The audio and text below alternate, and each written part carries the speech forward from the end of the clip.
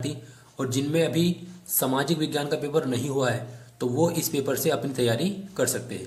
तो यहाँ पर आप देख सकते हैं, यहाँ लिखा हुआ है सन 2025 सामाजिक विज्ञान का ये प्री बोर्ड का पेपर है। यहाँ पर इसका संकेतांक दे रखा है। तो यहाँ पर आप देख सकते हैं, यहाँ लिखा हुआ है पूर्णांक 70 नंबर का पेपर होता है, 30 नंबर की आपकी प्रयोगात्मक परीक्षा होती है। समय है आपका 3 घंटे 15 मिनट का। इसमें आगे देखा आपको सामान्य निर्देश, सभी प्रश्न आपको अनिवार्य रूप से करने हैं। इस खंड में आपको, इस प्रश्न पत्र के अंदर आपको 2 खंड देखने के मिलेंगे, खंड ए और खंड व। खंड ए के अंदर आपको 1 से लगा के 20 तक के बहु विकल्प प्रश्न देखने के लिए मिलेंगे, जिनका आपको आंसर OMR शीट पर देना है। और OMR शीट को भरने के लिए आपको ब्लैक या ब्लू वॉल पॉइंट पेन का ही प्रयोग करना है। और एक बार आप जब गोले को काला कर देंगे, उसके बाद आपको उसको काटना नहीं है, ना ही इरेज करना है और ना ही आपको वाइटनर का प्रयोग करना है। आगे आपको दे रखा है जो आपका खंड व है, खंड व में आपको मिलेंगे 50 नंबर के वर्णनात्मक प्रश्न। आगे लिखा हुआ है खंड व में सभी प्रश्नों के उत्तर आपको एक साथ ही देने हैं। आगे नीचे दे रखा है, सबसे नीचे वाला जो पॉइंट है वो आपका दृष्टि बाधित परीक्षार्थियों के लिए मानचित्र कार्य के स्थान पर अलग से प्रश्न संख्या ए, 9 का ए और 9 का बी लिखने के लिए दिए गए हैं। तो अब मैं आपको दिखाता हूँ इसमें आपको जो विकल्प आए थे वो किस किस टाइप के विकल्प आ रहे हैं। और सभी जिले के अंदर आपको यही पेपर देखने के लिए मिलेगा। तो आप जिस भी जिले से हैं आप इस पेपर से तैयारी अपनी कर सकते हैं। पहला क्वेश्चन लगा रखा है कि फ्रांस की क्रांति कब हुई थी। तो फ्रांस की जो क्रांति हुई थी वो थी आपकी 1789 में। तो इसका ऑप्शन नंबर आपका 1 बिल्कुल, ऑप्शन आपका बी बिल्कुल सही हो जाएगा। अब यही क्वेश्चन आपको नीचे इंग्लिश में भी दे रखा है। नेक्स्ट क्वेश्चन देखते हैं। क्वेश्चन नंबर है आपका 2। क्वेश्चन नंबर 2 में कह रखा है जर्मनी के एकीकरण का जनक कौन था। तो वो था आपका बिस्मार्क। ऑप्शन नंबर सी बिल्कुल सही है। अगला क्वेश्चन कह रखा है, क्वेश्चन नंबर है आपका 3। भारत का पहला लौह इस्पात संयंत्र कहाँ स्थापित किया गया। तो वो स्थापित किया गया था आपका जमशेदपुर में। ऑप्शन नंबर सी बिल्कुल सही हो जाएगा। अगला क्वेश्चन आपका क्वेश्चन नंबर 4, अंतर्राष्ट्रीय विश्व बैंक की स्थापना कब की गई थी। तो वो की गई थी आपकी जुलाई 1944 में। ऑप्शन नंबर आपका डी बिल्कुल सही हो जाएगा। अगला क्वेश्चन आपका क्वेश्चन नंबर 5। इसमें क्या रखा है विश्व आर्थिक मंदी कब आई। तो वो आई थी आपकी 1929 में। अगला क्वेश्चन क्या रखा है कार्न लॉ किस देश से संबंधित है। तो वो है आपका ब्रिटेन से संबंधित है। तो इसका ऑप्शन नंबर आपका डी बिल्कुल सही हो जाएगा। अगला क्वेश्चन आपका है हिंदी क्या है। तो हिंदी जो आपकी क्या है राजभाषा है। राष्ट्रभाषा इसलिए नहीं है क्योंकि भारतवर्ष के अंदर हर राज्य के अंदर अलग अलग अपनी अपनी भाषाएं बोली जाती है, इसलिए हिंदी को राष्ट्रीय भाषा न कहकर राजभाषा का दर्जा दिया गया है। आगे हम क्वेश्चन देखते हैं। क्वेश्चन नंबर आपका है 8। क्वेश्चन नंबर 8 में आपको दे रखा है जनसंघ की स्थापना कब हुई थी। तो वो हुई थी आपकी 1951 में। इसका आपका ऑप्शन नंबर 1 बिल्कुल सही हो जाएगा। आगे क्वेश्चन दे रखा है क्वेश्चन नंबर 9, निम्न में से किसका संबंध लोकतंत्र से नहीं है। तो वो है आपका बहुसंख्यकों का शासन। ऑप्शन नंबर डी बिल्कुल सही है। अगला क्वेश्चन आपका क्वेश्चन नंबर 10। क्वेश्चन नंबर 10 में दे रखा है भारत के संविधान में महिलाओं के लिए आरक्षण की व्यवस्था है। तो भारत में जो संविधान के में जो है महिलाओं के लिए स्थानीय संस्थाओं में आरक्षण की व्यवस्था की गई है। ऑप्शन नंबर डी बिल्कुल सही हो जाएगा। अगला क्वेश्चन आपका क्वेश्चन नंबर 11। क्वेश्चन नंबर 11 में क्या रखा है निम्न में से कौन सा आर्थिक विकास का लक्ष्य नहीं है। रोजगार, उपभोग में वृद्धि और स्वतंत्रता या इनमें सभी। तो इसका आपका जो आंसर आ जाएगा वो जाएगा इनमें से सभी। ऑप्शन नंबर डी बिल्कुल सही है। अगला क्वेश्चन आपका क्वेश्चन नंबर 12। क्वेश्चन नंबर 12 में क्या रखा है तृतीय क्षेत्र का व्यवसाय है। तो तृतीय क्षेत्र का जो व्यवसाय है वो है आपका बैंकिंग। ऑप्शन नंबर 1 बिल्कुल सही है। अगला क्वेश्चन है आपका क्वेश्चन नंबर 13। इसमें कहा गया है निम्नलिखित में से कौन अनौपचारिक साख को नियंत्रित करता है। तो ऑप्शन दे रखा है आरबीआई, वित्त मंत्री, फिर है आपका कर्जदार। ऑप्शन नंबर डी आपका इनमें से कोई नहीं। तो अनौपचारिक शाखा को इनमें से कोई भी कंट्रोल नहीं करता। तो ऑप्शन नंबर डी बिल्कुल सही हो जाएगा। अगला क्वेश्चन है क्वेश्चन नंबर 14। इसमें क्या रखा है, निम्नलिखित में कौन अंतर्राष्ट्रीय व्यापार का अवरोधक है।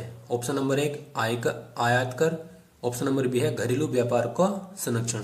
तो दोनों ही विकल्प आपके बिल्कुल सही है। तो ऑप्शन नंबर सी आपका सही हो जाएगा। अगला क्वेश्चन है उपभोक्ता के शोषण का एक रूप है।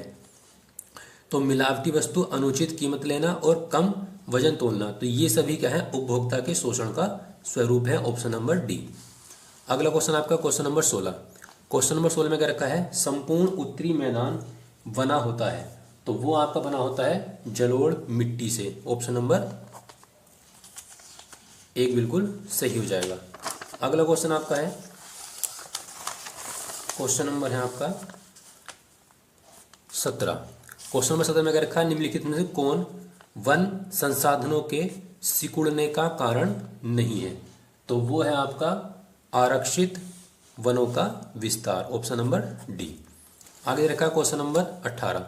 क्वेश्चन नंबर 18 में कहा गया है, निम्नलिखित में से कौन भारत में रोपण फसल का उदाहरण नहीं है। तो वो है आपका धान। अगला क्वेश्चन आपका क्वेश्चन नंबर 19। निम्नलिखित में से कौन खनिज उद्योग है। तो वो है आपका पेट्रोल रसायन उद्योग। Option number B. आगे दे रखा है आपको क्वेश्चन नंबर 20। स्वर्णिम चतुर्भुज योजना संबंधित है।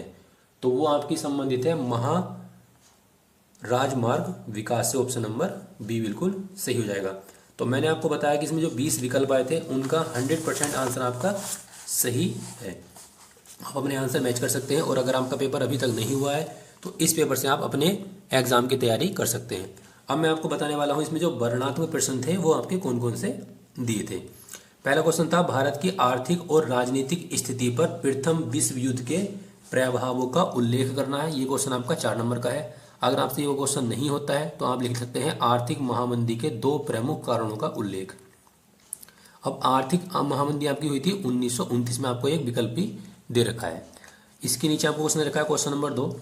भारतीय राजनीतिक व्यवस्था में क्षेत्रीय दलों के बढ़ते महत्व के 2 प्रमुख कारणों का उल्लेख कीजिए। अगर आपसे ये क्वेश्चन नहीं होता है तो इसी के नीचे आपको दे रखा है लोकतंत्र की 4 प्रमुख विशेषताओं का उल्लेख करके दिखाना है। अगला क्वेश्चन है क्वेश्चन नंबर 3।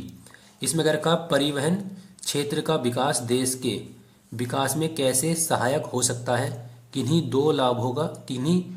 2 का लाभ बताइए। इसी के नीचे आपको दे रखा है अयस्क क्या होते हैं, भारत में लौह अयस्क की प्रमुख 2 पेटियां कौन सी है। तो अयस्क के बारे में आपको विज्ञान के अंदर भी देखने के लिए मिल जाएगा। अयस्क भी होते हैं जो धरती से निकाले जाते हैं और उन्हें हम डायरेक्ट ही यूज नहीं कर सकते, उन्हें हम अयस्क बोलते हैं। अगला क्वेश्चन आपका है क्वेश्चन नंबर 4। क्वेश्चन नंबर 4 में क्या रखा है, इसमें रखा है सूचना का अधिकार क्या है, यह किस प्रकार उपभोक्ता की शक्ति में वृद्धि करता है। अगर आपसे ये क्वेश्चन नहीं होता तो इसी के नीचे आपको क्वेश्चन दे रखा है भारत सरकार द्वारा विदेशी निवेशों को आकर्षित करने हेतु उठाए जाने वाले 2 उपयोगों का वर्णन कीजिए। अब आपका आता है वर्णनात्मक प्रश्न नंबर दूसरे टाइप के। इनका जो आंसर आपको लिखना है वो 150 शब्दों में लिखना है, यानी कि आपके लॉन्ग क्वेश्चन है। और प्रत्येक क्वेश्चन आपका 6 नंबर का दे रखा है। पहला क्वेश्चन है भारत में राष्ट्रवाद के उदय के प्रमुख कारणों का वर्णन की व्याख्या में करके दिखानी है। फिर क्या रखा कि फ्रांस की क्रांति के प्रमुख कारणों का वर्णन करना है। अगर आपसे ये क्वेश्चन नहीं होता तो इसके नीचे आपको अथवा में दे रखा है, आपको इनमें से कोई सा एक क्वेश्चन करना है। इसके नीचे दे रखा है भारत की संघात्मक शासन व्यवस्था की प्रमुख विशेषताओं का उल्लेख करके दिखाना है। इसी का अथवा दे रखा है सांप्रदायिकता से आप क्या समझते हैं, यह किस प्रकार भारतीय समाज के लिए हानिप्रद है। आगे आपको जो क्वेश्चन दे रखा है क्वेश्चन नंबर 7। क्वेश्चन नंबर 7 में क्या रखा है, इसमें क्या रखा है कि अर्थव्यवस्था के 3 क्षेत्रक कौन कौन से हैं, भारत के आर्थिक विकास के साथ विभिन्न क्षेत्रकों की संरचना में हुए परिवर्तन का वर्णन कीजिए। इसके अथवा में आपको दे रखा है अनौपचारिक शाख क्या है, भारत में शाख विस्तार में अनौपचारिक शाख की आवश्यकता एवं चुनौतियों को एक एक उदाहरण द्वारा समझाइए। क्वेश्चन नंबर आपका 8 दे रखा है भारत में वन एवं वन्य जीवों का संरक्षण क्यों आवश्यक है, इस हेतु उठाए गए किन्हीं 2 कदमों को बताना है।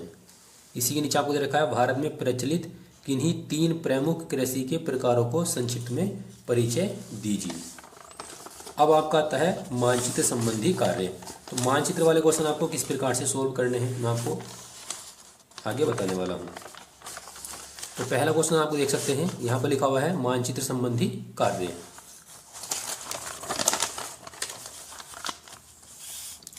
यहाँ पे लिखा हुआ है मानचित्र संबंधी कार्य। यहाँ पे लिखा हुआ है 9 का ए है, निम्नलिखित स्थानों को भारत के दिए गए मानचित्र में इस वाले पॉइंट के द्वारा हमें दर्शाकर दिखाना है। फिर अगर रखा है कि सही नाम और सही स्थान के लिए आपको आधा और आधा नंबर दिया जाएगा। जैसे पहला क्वेश्चन आपको दे रखा है कि वह स्थान जहां पूर्ण स्वराज की मांग का प्रस्ताव पारित हुआ था, तो वो आपका क्या है, लाहौर में। लाहौर जो है अब वर्तमान में पाकिस्तान का हिस्सा है। तो आपको अगर आप इसका नाम लिख देंगे लाहौर तो आपको मिल जाएगा आधा नंबर, और लाहौर को आपको दिखाना है इस वाले चिन्ह से मानचित्र के अंदर, तो आपको आधा नंबर और मिल जाएगा। और ये आपका जो क्वेश्चन है वो 2025 की परीक्षा में भी पूछा गया है। वह स्थान जहां दिसंबर 1920 में कांग्रेस का अधिवेशन हुआ था, तो वह है आपकी नागपुर। फिर नागपुर को भी आपको दिखाना है कि भारत के मानचित्र में वो कहाँ होगा। आगे कर रखा कि वह जनपद जहां जलियांवाला बाग हत्याकांड हुआ था, वो आपका अमृतसर। आगे दे रखा है कि वह स्थान जहां आनंद भवन स्थित है, वो आपका है इलाहाबाद। इलाहाबाद का जो वर्तमान में नाम है वो है आपका प्रयागराज। कह रखा अगला क्वेश्चन कि वह स्थान जहां सूती मील श्रमिकों ने पहला सत्याग्रह किया था, वो आपका अहमदाबाद। तो ये क्वेश्चन आपको मानचित्र में इस वाले चिन्ह के द्वारा दर्शाने थे। आगे आपको एक मानचित्र और भरना है। इसमें क्या रखा है, यहाँ पर आप देख सकते हैं, यहाँ लिखा हुआ है कि दिए गए रेखा के मानचित्र में निम्नलिखित स्थानों को दिए गए चित्र के अनुसार दर्शाना है। जैसे क्या रखा है पहला क्वेश्चन कि पश्चिम भारत स्थित एक सॉफ्टवेयर टेक्नोलॉजी पार्क, तो उस पार्क को आपको इस चिन्ह के द्वारा दर्शाना है नक्शे के अंदर, और उसका जो नाम है वो उसका नाम है आपका पुणे, तो आपको पुणे लिखना है और इस चिन्ह के द्वारा नक्शे में उस स्थान को दर्शाकर दिखाना है। हम कोई भी और अलग चिन्ह का प्रयोग नहीं कर सकते, जो चिन्ह हमें दे रखा है वही चिन्ह का प्रयोग करना पड़ेगा। आगे अगर कहा पूर्वी भारत स्थित एक लोहा और इस्पात संयंत्र हमें इस चिन्ह के द्वारा दर्शाना है, तो वह आपका जमशेदपुर। आगे अगर कहा है दक्षिण भारत स्थित एक तापीय ऊर्जा संयंत्र, उसको हमें इस वाले निशान से दिखाना है, वो आपका तेलंगाना। क्वेश्चन नंबर 4 है छत्तीसगढ़ राज्य की राजधानी को आपको इस वाले चिन्ह से दिखाना है, और छत्तीसगढ़ राज्य की जो राजधानी थी वो आपकी रायपुर।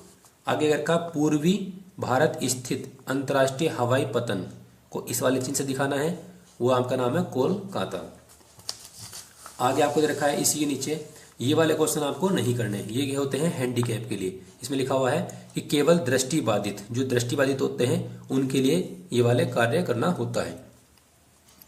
तो इसमें क्या रखा है, निम्नलिखित प्रश्नों के उत्तर अपनी पुस्तिका में लिखने हैं, मानचित्र का प्रयोग नहीं करना। जो दृष्टिबाधित होते हैं उनके लिए इन क्वेश्चनों को मानचित्र में नहीं दर्शाया जाता। क्वेश्चन सेम वही रहेंगे, आप क्वेश्चन देख सकते हैं, पहला क्वेश्चन इसका भी यही है, और जो नॉर्मल होते हैं उन नॉर्मल बच्चों के लिए भी क्वेश्चन आपका यही है। हमें क्या करना पड़ता है नॉर्मल के लिए, जो नॉर्मल स्टूडेंट होते हैं उन्हें इन क्वेश्चनों को स्थान को, जैसे लाहौर है, लाहौर को आपको मानचित्र में दर्शाना होगा। अगर आप मानचित्र में दर्शा देते हैं तो आपको आधा नंबर मिल जाएगा, और आधा नंबर मिलेगा नाम को लिखने के लिए।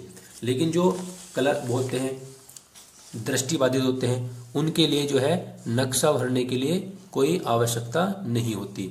अब हमें पता कैसे चलेगा कि हम दृष्टिबाधित हैं या नहीं, तो जब स्कूल के द्वारा आपके बोर्ड फार्म भरे जाते हैं तो उसमें आपकी ये डिटेल भरी जाती है, फिजिकल डिटेल भरी जाती है कि आप हैंडीकैप हैं, कलर मतलब आप दृष्टिबाधित हैं या नहीं हैं, या नॉर्मल हैं। तो सभी अधिकतर नॉर्मल होते हैं, केवल मतलब जो दृष्टिबाधित होते हैं वो बहुत कम देखने के लिए मिलते हैं।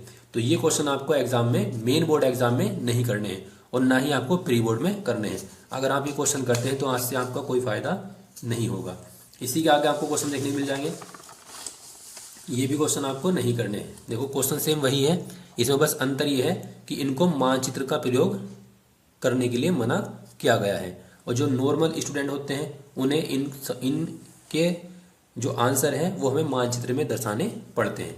तो इस वीडियो के अंदर मैंने आपको बताया सामाजिक विज्ञान का आपका जो प्री बोर्ड का एग्ज़ाम हुआ है, जिन बच्चों का हो चुका है प्री बोर्ड का एग्ज़ाम वो अपने आंसर मिला लें, और जिनका भी होने वाला है तो वो आप इस पेपर से अपने प्री बोर्ड की और मेन बोर्ड की तैयारी कर सकते हैं।